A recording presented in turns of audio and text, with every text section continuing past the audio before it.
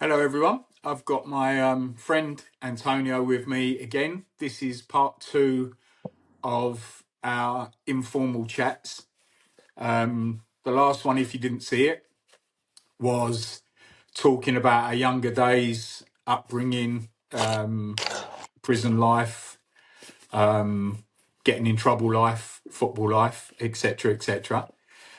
We called it a day at the end of about an hour, 50 odd minutes, and decided that we were going to do a session two, which is the low points both of us have been to, how we made decisions or steadied the ship, and what we do every day to get through this. And towards the end, the idea is to encourage people to seek help. So if someone like Antonio can open up, someone like myself can open up, I'm sure anyone can. There's no shame in it. To me, it takes a strong person, a really, really strong person, to just sit there one day and go, I need to talk to someone, and go and do it. Because the weaker ones are the ones who honestly believe in their mind that, oh, I'm a tough guy, I can't go and talk to someone, it's weak, my dad brought me up to, keep things to myself. Well, them days are gone. Them days are long gone. So instead of me rapping it on, I will ask Antonio a couple of questions and let him tell us his story. We'll jump into mine, and we'll just see how it goes. We'll just see how this one goes. And remember, it's only our second podcast. Neither Antonio nor myself really know how to do this. We messed about this morning with Riverside, not knowing who was doing what and pressing what. So, just listen to the words and not worry about the quality. So, right. Hello, big man. How are you today? Hello, yeah, good morning. Yeah, not too bad. Had a decent sleep after watching some of the game last night. Then in fact, I watched till half time, then I went to bed. And unfortunately, Well, I must say, as always, you're looking very dapper with them Big Ben clocks around your neck and your suit on. yes. And Bayern Munich, as you're in Germany, I was hoping they were going to win, but they lost anyway. Yeah, Well, yes. I got to be honest. I was concerned about Bayern Munich winning because if we played them and Harry Kane scored the winning goal, we'd never hear the end of it. Yeah. So, and probably be a bit more fun over there with PSG anyway. So, Yeah, so for your introduction, you're 100% right. Men, or myself, we're taught that to offer help is a weakness. But I've learned in recovery, it's actually a strength to be humble and to actually ask to help. So, yeah, your introduction was 100% right. 100% right. It's not a weakness, it's a strength. It's a strength to actually have the bollocks, really, to say, I need help. I can't do this. I can't do yeah, this alone. I need help, you know? yeah. Yeah. So where do you want to start, my friend? So the question, Um, ask I, a I, question. I kind of want to start. We just giving people a reminder. We left off. You had done prison. You had been sectioned. You started to turn things around in prison because you could get around and talk to people. Um, I want to know when your low point was and what when it dawned on you. When it dawned on you, I can't do this again. I can't relapse again. I can't. I'm people are just my friends are not my friends anymore. They've heard it all before. If that happened, I don't know if that happened, but I Yeah. would imagine someone that's suffering would tell people it won't happen again, do well for a certain amount of time, then relapse. And you see people's eyes roll when you tell them it's never going to happen again. I'm assuming it happens, but I'd like to hear it from you, how what does really happen, and I want people watching this to try and understand what does happen. So if Okay. you So just want to go from there. there you go. So you know what? They call rock bottom. We call them rock bottoms, and I had quite a few rock bottoms, and basically your bottoms go lower and lower. So like I said, I've had recovery, 5 years of recovery twice, and relapsed twice on those 5 years, and each time I hit those bottoms. So whether it was in a prison or mental hospital, mainly prison, uh, I I really thought this was it. I really believed I would never use again, most of the time. So this last time now, in about today's the 6th, so in 15 days time, in 16 days time, I'll be 8 years without a drink or drug, and that is Oh, an effing congratulations. miracle. That is an effing Yeah, miracle for me. I last used on my yeah, 50th birthday, on the 21st of May, 2018. Yeah, yeah. 2018, I believe, and my life has just changed, just just really changed. So rock bottom, uh, that year, 2000 and uh, and 2017, I've been in recovery. I've been going into prisons doing talks. I've been doing talks in hospitals, and I thought I had it licked. I really thought I had it licked. And I went down a share. I think it's in Rochester Prison. I talked for a 12-step fellowship. And when I came out of prison, I on the way home, I ended up in Camden, and I don't know what my head was.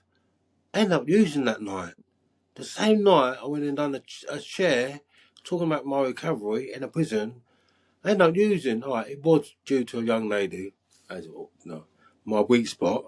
I met her in Camden, and she wanted a class A crack cocaine, and I didn't know her. I just met her, and one thing led to another.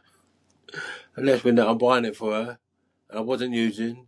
I was just thinking of the sex, and I took it to my place, and I think, yeah, we just had sex, and you're in a barber long enough to take a haircut.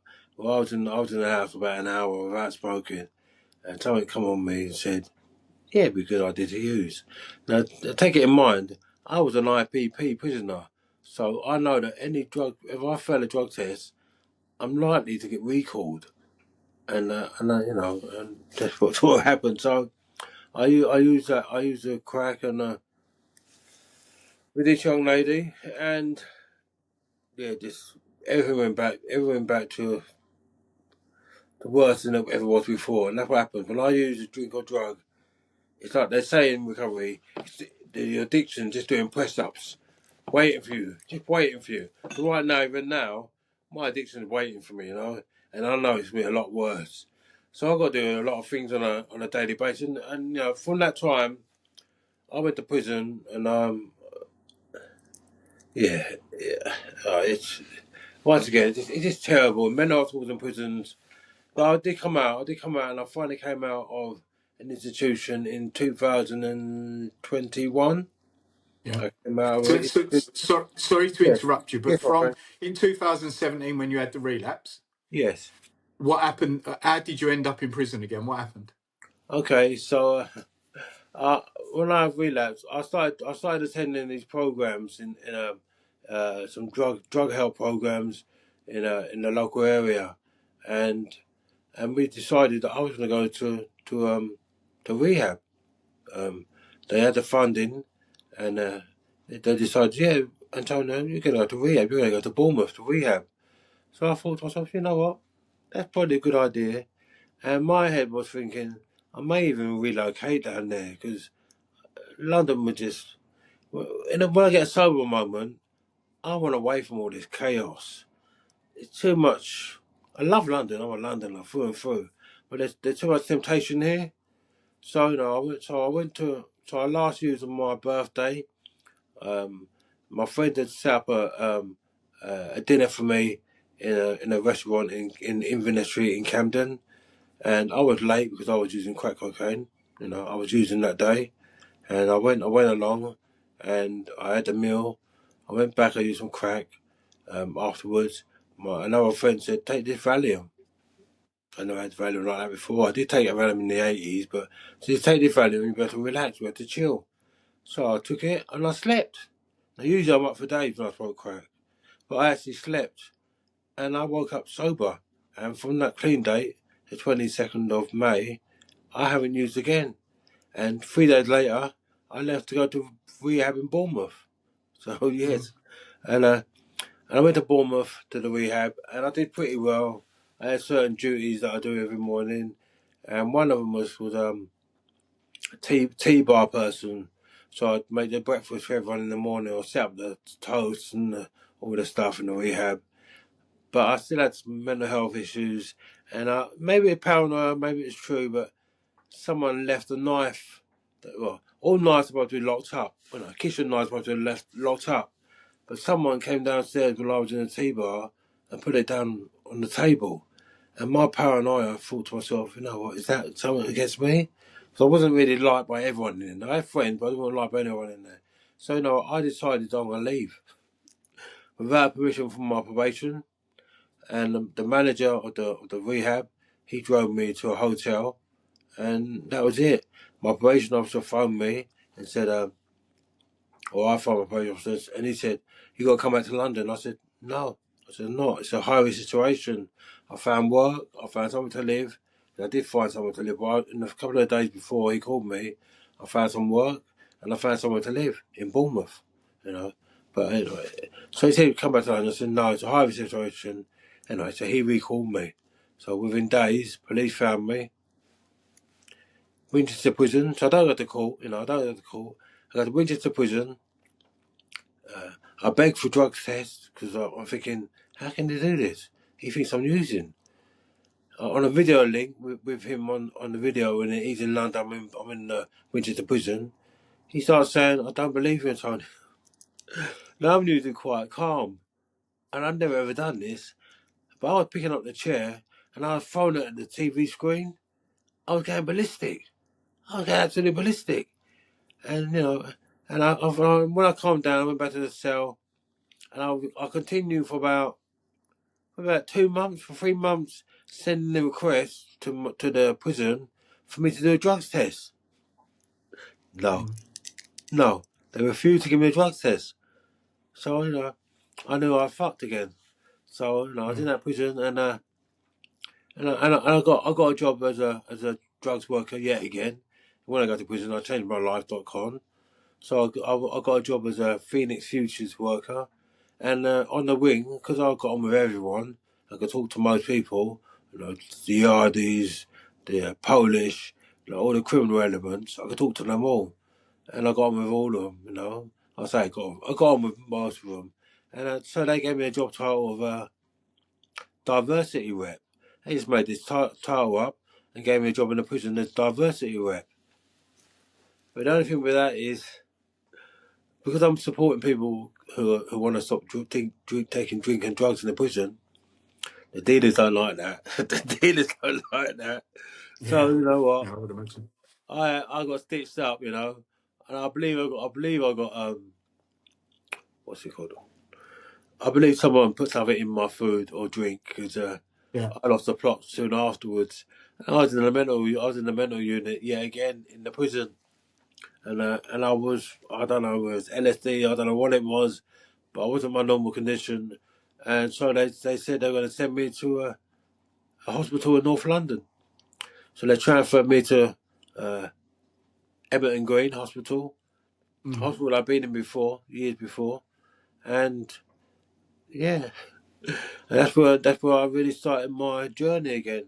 So from the rehab, with 28 days clean, I left the rehab, to the hospital, to the prison hospital, to the hospital in Everton Green, to today. I've not used a drink and drug. So when I got to the hospital, eventually I was allowed some leave, escorted leave, and you just progress. I got a smartphone, and with that smartphone, I wasn't allowed to, you weren't allowed to use it in the hospital, but you're allowed to use it in the grounds or when you leave the building. So Yeah. because they know I was doing well, and again, I was a peer supporter in the hospital, a mentor for the people who were struggling. I'd recovered mentally because once the medication's in me, I'm usually quite good. You can't really Yeah. tell if you can tell or not of my illness. So I was in the garden, and I would join online meetings, Mm. recovery meetings, and someone from the meeting said, "I'll take you through the 12 steps. I'll be your sponsor." So that's a man in Scotland who I never met. I've seen him on the video link on the WhatsApp. I never actually met him in person.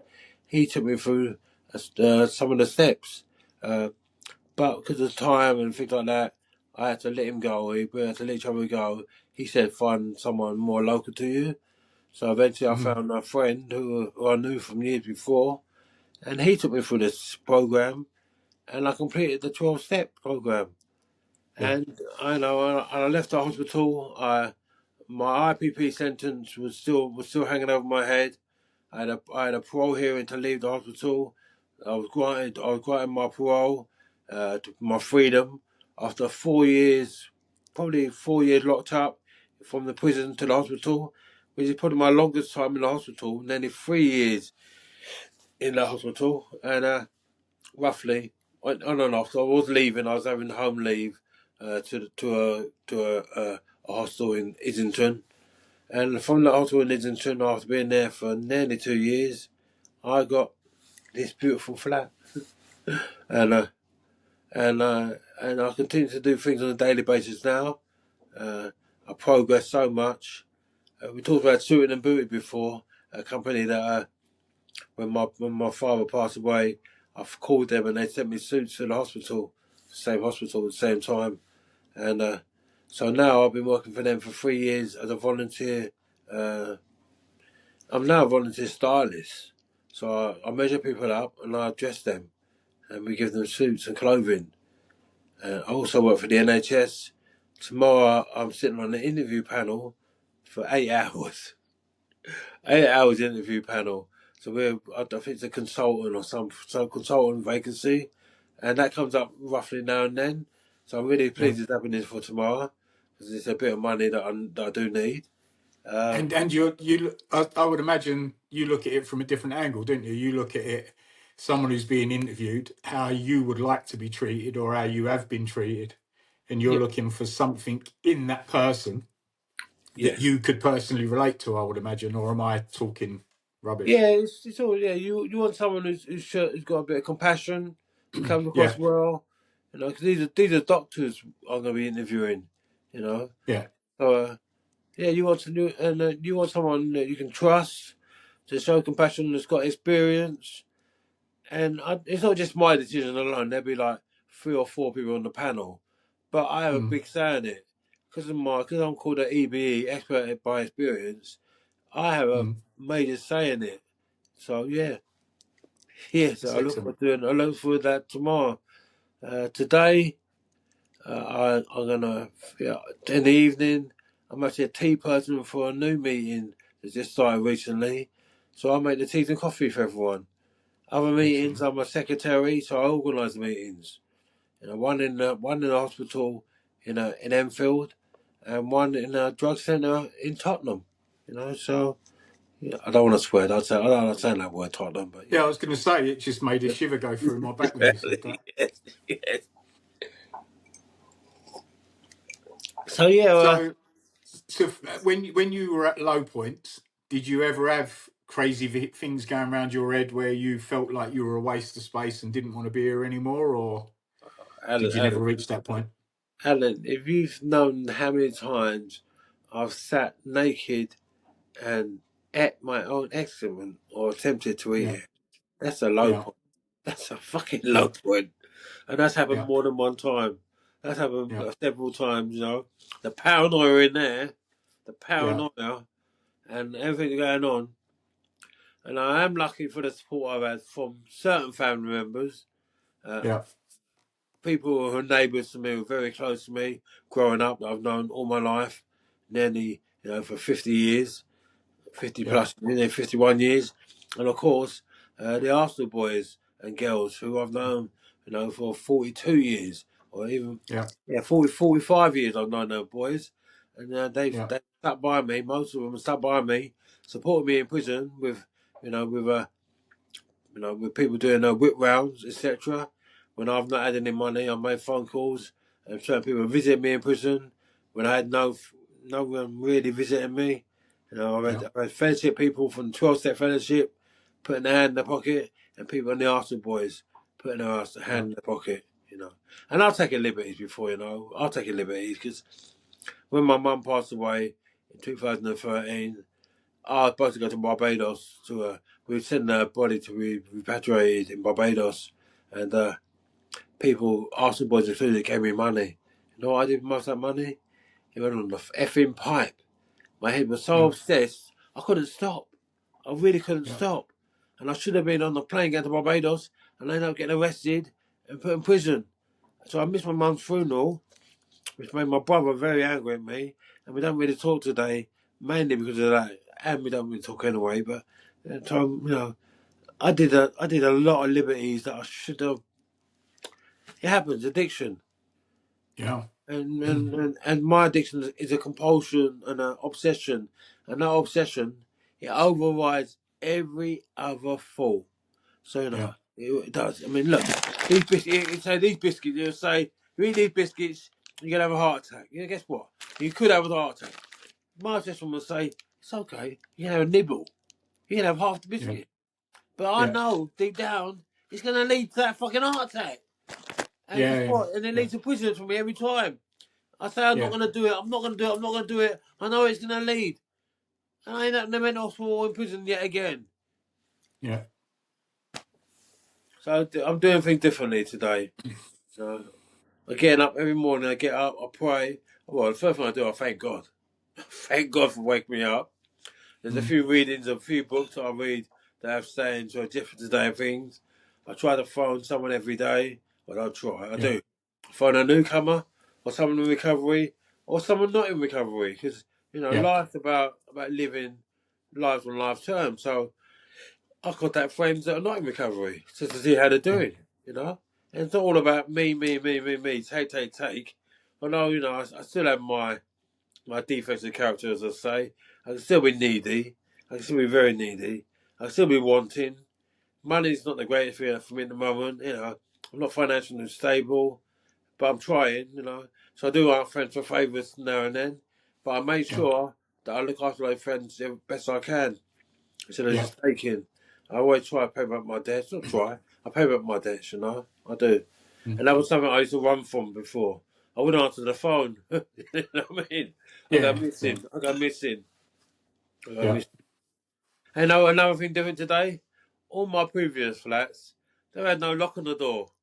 I used to think it was great to have a safe house, I used to call it, where people could Yeah. walk in any time. Friends could come and come and use drugs, or come and hide from they got high from. If you come Mm. to my house today and you're in the buzzer, I don't answer the buzzer. You got to Yeah. phone me, I got to know you're coming. Now you phone Yeah. me, I can answer the buzzer. But if I don't know Yeah. you, if I don't know who's coming, I ain't answering that buzzer. Not because I'm Yeah. scared, but this is my boundaries I'm setting. This is the Yeah. boundaries I Yeah. set for myself. You know what I mean? Yeah. Yeah. Yes. It's strange, but it's true. So, looking back at the past, then, do you not let guilt from what you've done in the past come into your mindset today? Because would that take you on a step backwards? If you were to overthink the things you've done and overthink the pain you've caused to others that care about you, would that take over? I mean, do you have to kind of put that to one side in a No. compartment? Because I do. I have to put things in a compartment and not let them out too much. Because if they do, they start to, it's like a web that's grabbing onto me. If I let too many bits out, it spirals from one thing to another to another to another. So do you have to make sure that's firmly locked away, any of the shit you've done and caused? I don't do it. We call that step one. And when I look at my step one, my past, so my unmanageability and my compulsions, and so my desire to use and unmanageability, and we call that step one. So I have to look at that. I actually look at it on a daily basis. So Yeah, I have to fast forward it. So I look at the thing is the muggings I used to do, the stealing, the lying, the cheating. I have to look at yeah, that and I turn that into a positive. So I fast yeah, forward it and I said to myself in there with my subconscious, if I do that, if I was to do that, it's where it's going to end up. And like I said, jails, institutions, and death. So I have to yeah, look at my step one every day. That's my step mm, one. I look at yeah, it, I do, and I see it all the time. I yeah, see it. I mean, my step one is looking out that window now. If I'm in prison, I ain't got that. I haven't got that yeah, prison. No. If I was to use, if I was to think it's a good idea, even to have a spliff or one drink, my reality is I can't stop. And when I can't stop, I do a yeah, crime or I do something yeah, stupid or my mental yeah, health deteriorates. So even yeah, if I'm not doing a crime, if I smoke a bit of wacky backy, I know yeah, from previous experience, within nanoseconds, I'm hearing voices. yeah, And those voices are going to tell me to do something stupid, like run down the street naked or something stupid, you know what I mean? Or hit yeah, him or take that or do something. So yeah, I look at that's my step one. And that's what we do in yeah. recovery.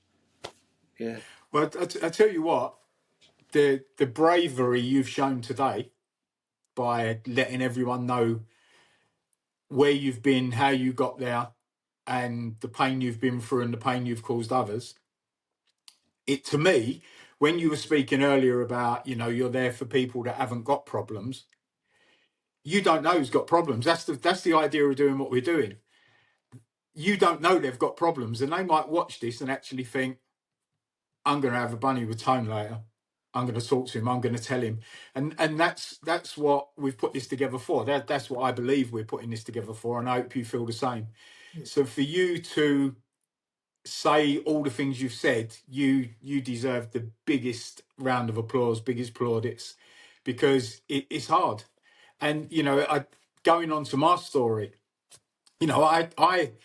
I literally planned mine, and I just thought, next knockback, I'm off. I'm off. They don't need me. My son's 29. He knows what I'm going through. He can get over it. My wife's a grown woman. She knows what I'm going through.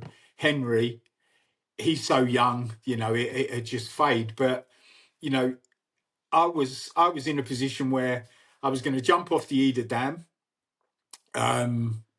Then I thought to myself, well, if you roll down that wall a bit, you start thinking, you put it into detail. You start thinking, well, because there's a bit of a slope on the wall, I might just roll down it and smash myself to bits and survive. And then I was driving back from the dam one day because I kept going there, standing around, having a look, just, planning my demise. And then I drove over this bridge and I thought, fucking hell, this is a really high bridge. This one would do. Then I realised there was all grass underneath it. It weren't a road. So you think to yourself, say I do it on a day and I don't know in this area it's pissed down with rain and all the grass is wet, I might just smash myself into the grass. This is how much, I put that much thought into it.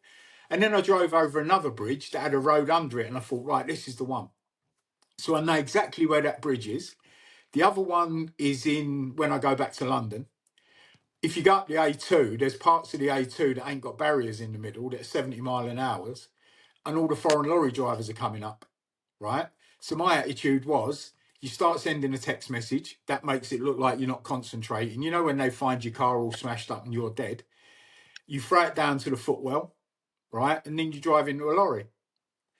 This is all in your head, it's planned. And then you become quite content. Once you've made your decision, you're really content, because the thing that was causing me problems was hope, and all that hope dies last. I've had 14, 15 surgeries, right? I had to learn how to walk again. Then all of a sudden, I was with Robbie Messam, right, at Battersea, and we were walking around the shops, and his missus, Tracy, was with her niece, and they went off looking in the shops, and I'm standing next to Robbie, and I just shit myself. Literally, my bowel just gave away. It was all up my back and everything. And it dawned on Robbie that day that, fuck me, I knew he had a problem, but he's seen it now. He's seen. So I had to get in the car, drive back to my son's. I get to my son's. I am trying to wash all this poo off me. And then I fall over in the bath, right? So I slide in the bath. I smash all my back on the taps. It's took all my skin off and all that stuff. And I'm thinking, I can't do this anymore. So I went over to an Arsenal Tottenham game, half time, started walking up the stairs to go, just at half time, fell over, shit, all over, all down my legs, everything. So I spent a second. And in the end, it was just taking over that not only had I lost the ability to walk properly, I now was pooing myself, right?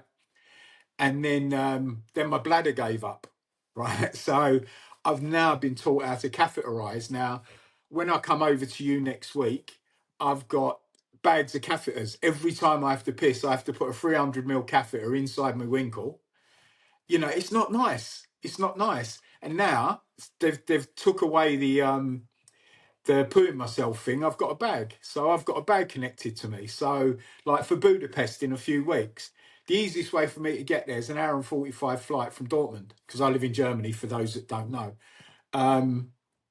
but I'm scared, anxious, whatever you want to call it. If you get an arsehole customs officer that don't speak English, you know, German. I don't speak German, it's my fault. But then you're trying to say, I've got this bag. He's going to want to see it. You're going to want to go into a private area. They don't want to take you there because they don't know what you're talking. I've got all that humiliation. And apparently when you get on a plane, the bag with pressure, like when your ankles can swell and things like that, the bag blows up a little bit. So you've got to be near a toilet so you can let the air out, you know, and ventilate it. And I'm not ready for all that.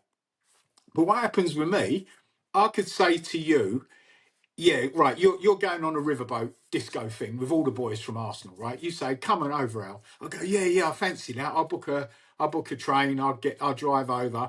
My brain has not adjusted to this disability, right? So I'm saying, yeah. The nearer it gets, the more scared I get, right? Now, bear in mind, I've had to learn how to re-walk. I had to learn how to walk again, which I've got videos of the machine I used to go on. I self-catheterize. I have to change a bag full of shit every day. And if I don't get it on time, it could explode on me while I'm in, you know, a cafe, McDonald's, a restaurant or whatever. That plays with your head. But every time I was going in for a surgery, I was having surgeries done in the hope that it would make things better, right? And I was at my best one day when a surgeon said to me, there's nothing we can do. This is it now. You've just got to learn to live with it. It was better than putting yourself through these surgeries, waking up on machines and thinking, right, over the next few weeks, I'll start getting better. When this neurosurgeon actually said, look, Mr. Bates, that's it. I'm sorry, but that's it. You know, this is the state you're in because of this, that, explained it all. When I had one surgery in Romford, the surgeon put too much glue into an embolization, which seeped into my spinal cord, which gave my spinal cord a stroke. So now from my chest down, I'm fucked. Everything, nothing works. I've got neurological problems in my legs. My toes have curled. My foot's dropped. I have to wear a brace. I have to use a crutch. Yeah, it's shit. So for me, I've been diagnosed. I got PTSD through the trauma of learning how to live with this. I've got to see a psychiatrist, which I had put on hold. These are things I'm talking about based on what you've just opened up to. I've never told no one this, right? Only because you've been man enough and brave enough to say the things you've said, am I saying what I'm saying now. So I'm going to thank you for that, because it's, you know, my doctor wants me to see a psychiatrist because of bipolar. I don't think I've got bipolar, but I do think I've got psychological problems caused by the trauma Of course. of becoming a 90% disabled man with a 7-year-old boy, which I'm riddled with guilt. I can't kick a ball in the field with him. I can't do so many things with him. I try and keep the brace covered up when I pick him up in case other kids bully him. My mind is just bang, bang, bang, bang, bang. I mean, I even made a drama out of Budapest the other day. You know, well, how am I going to get there? I'd made all these plans about going to Budapest. And now it's actually happening. I'm shitting myself because if I drive, it might be too long. I get exhausted. If I go on a train, it's 18 hours. And if one of the connections is wrong, I might be stranded in the Czech Republic. You know, all of it starts dawning on me. And then it just, you know, it kind of becomes like a marble in a fucking bottle. It's just constantly in my head, just running around in circles. So like my wife sat there last night for hours trying to work out, well, if you drove this far, you could get on a train there, you'd be less tired, you can do an overnight, you know, to go to Budapest just to see some pals and watch it in a bar. Do you know what I mean? But I think I said it to you before, I need the things to look forward to. Yes. Because if I don't have the things to look forward to, I feel like I'm going to sit in this house and just give up.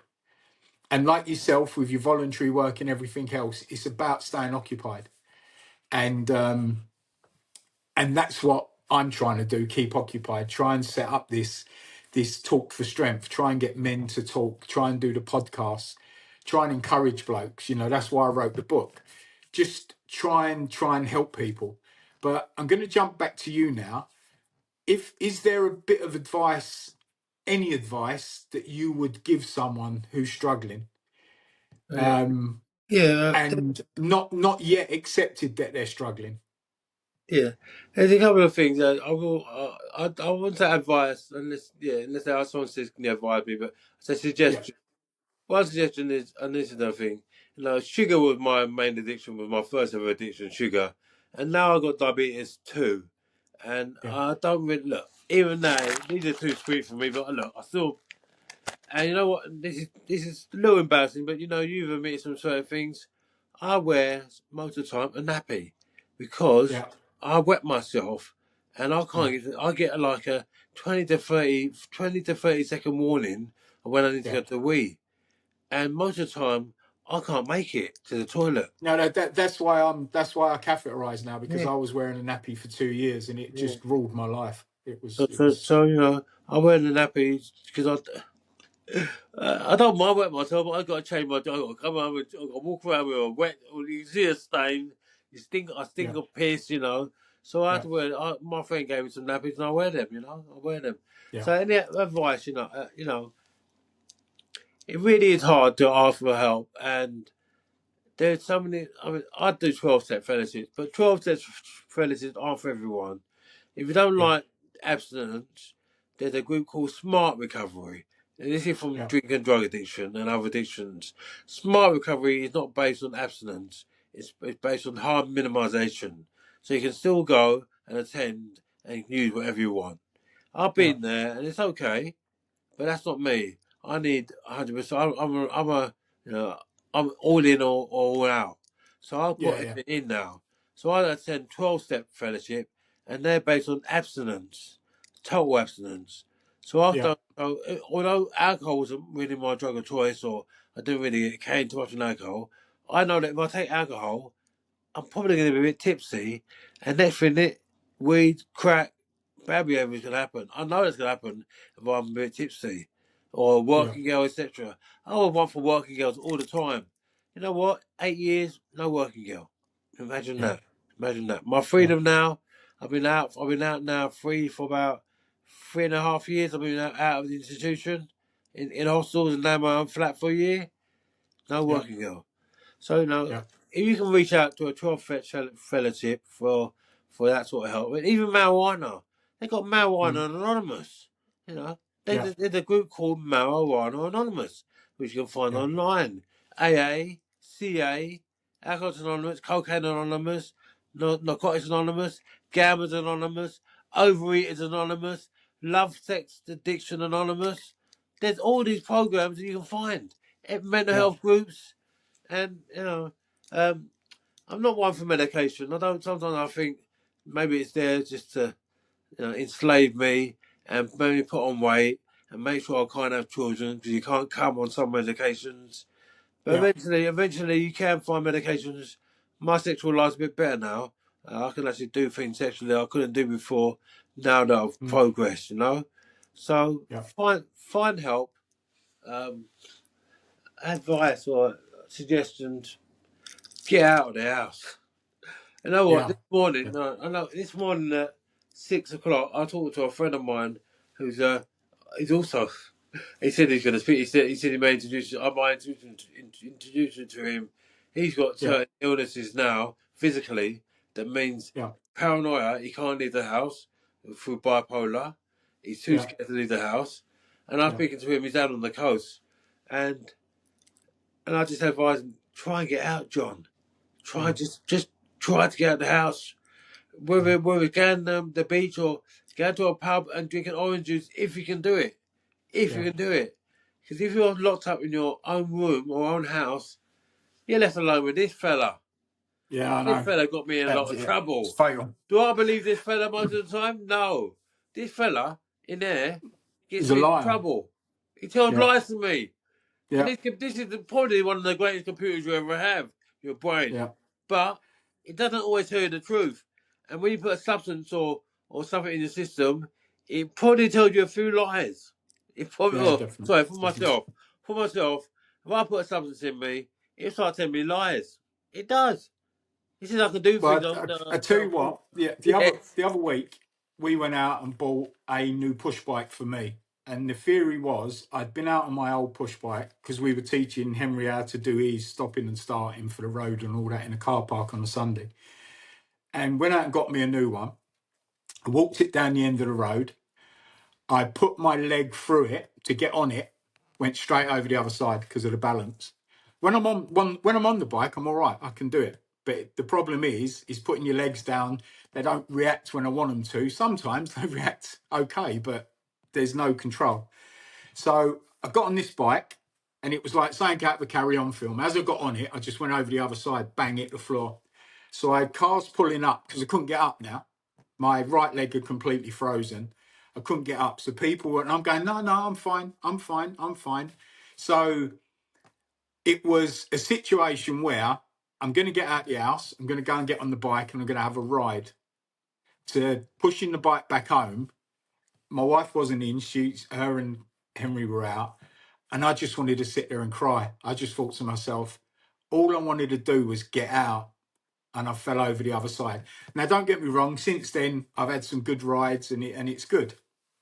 But the getting out the house for me is everything. I could sit in here today for another hour or so, and in Germany we don't have like Costas and Starbucks and all that, but anywhere there's a baker's, they do your coffee and all that stuff. I will drive 30 kilometers, 40 kilometers, doesn't matter how far, and I would go, oh, there's a baker's over there, and I will go and sit in there on my own, right? And invariably, there'll be someone who speaks English, who wants to polish up on English, just a bit of chit chat, which Germans ain't into, by the way, but they ain't got no choice with me.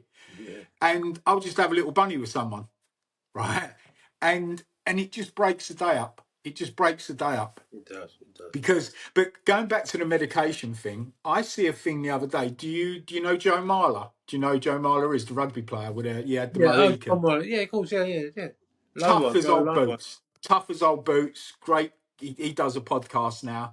Fantastic personality, always messing around and all that gear. Yeah. Well, he's on medication for depression. Yes. Now, you'd never think it, would you? This geezer has got everything, can he? You know, he's got the sense of humour, the history, playing for his country I've in seen a World bit about Cups him. and Yes, stuff. I've seen about him. Yeah, Yes. and he's taking antidepressant medication. And what he tried to do, in one of the podcasts, I think he tried to go down from 20 milligram to 10, or he tried to go from 10 to 0, Yeah. and he couldn't, right? So, what I would say about medication, if medication is the only thing that's going to stop you jumping off a bridge, Take it. then go for medication. 100%. Yeah. If that's what it's going to do, then that's fine. But the medication setup don't just make you numb to sadness; it makes you numb to happiness. It does. So Yeah. you find yourself going down a road, and believe me, I've done it. You find yourself going down a road where your wife can walk in the house, just spent 4 hours in the hairdressers beautifying herself, and you go, yeah, it looks nice. Yeah. You know, it breaks her heart because you've gone, yeah, it looks nice. Yeah. You're right. Yeah. And the truth of it is, if you were not taking the medication, you were going, oh, there, she's got me girl back. Look at you. Look, the banter that goes with it and all that stuff. But the other side of it is it's nulling the pain of what you're going through as well. So don't be adverse to it, but don't let someone just write a prescription out No. without actually you finding out what's wrong with you and what the root cause is, and if there's anyone you could talk to before you do take medication. Can I share this I with mean, you? I had to accept it because of severe PTSD. I had no choice, Yeah. and it does work, and it did work for me. And I've tried to get off it a couple of times, and you can feel yourself snapping. You can feel yourself not being a very nice person to be around. So my doctor, like I said, has suggested I go and see a psychiatrist to find out what we can do and how we can work around this anger that I get, and the sadness that comes over me with dark clouds and everything else. But my goal now, as yours is through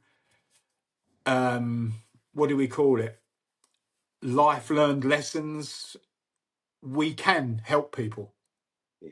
We are there to actually go, I know how you feel. And what I said to you the other day, I will never say to people, this is what you should do. No. All I will ever say to people is, this is what I do. Because we're not qualified to And I'll do that share sort something of with you, thing. Al. So right now, this right knee's in a lot of pain. When I went to Yeah, the Arsenal, I think I twisted it in my sleep basically. When I went yeah, to Arsenal, I went to Arsenal Bournemouth about when we played them a couple of weeks ago, and I yeah, was in the ground and I was on a nice seat. I think a season ticket.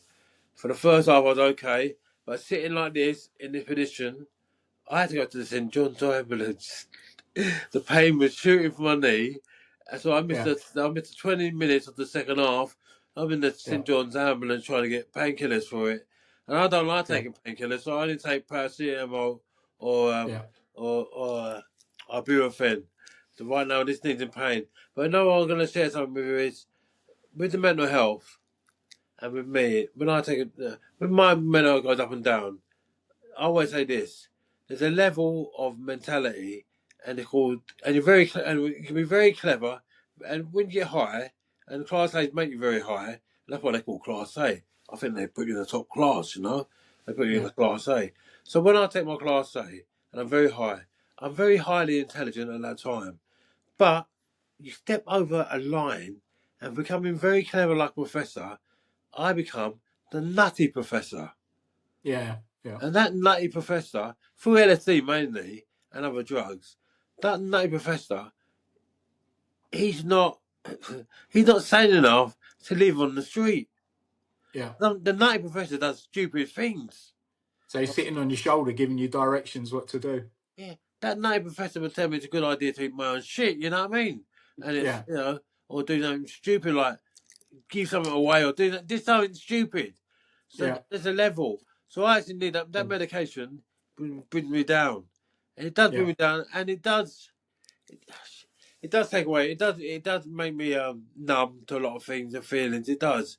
Although I'm on yeah. a It does. better medication today, but I have to watch before. There's a level. And a lot of people are like that. You may see for someone's really, really, really smart. They're very, very clever, but then they go over that level Yeah, and they're crazy. And yeah, I've been that crazy person, and people still call me mad today. They do. yeah. Friends call me mad, and I think, fucking hell. They say it for a joke, but if they really knew how bad it really touches my skin, I mean, oh, you're nuts, Antonio. Well, fucking yes, I am But nuts. I've been locked up but the 13 thing the times. I thing of am it is nuts. now, Yes. these friends should watch this. Yeah, they and should. and and they're no more where you've opened up and you've been honest. They're no more about living in your skin, Yeah. Well, thank you. and that's Thank what you, it Adam. needs. Thank you for doing this. No, but Thank you both. Yeah. if we are willing to tell people what it's like living in our skin, people are going to judge us, right? They are going to judge us through Yeah. this. Yes. But does it matter?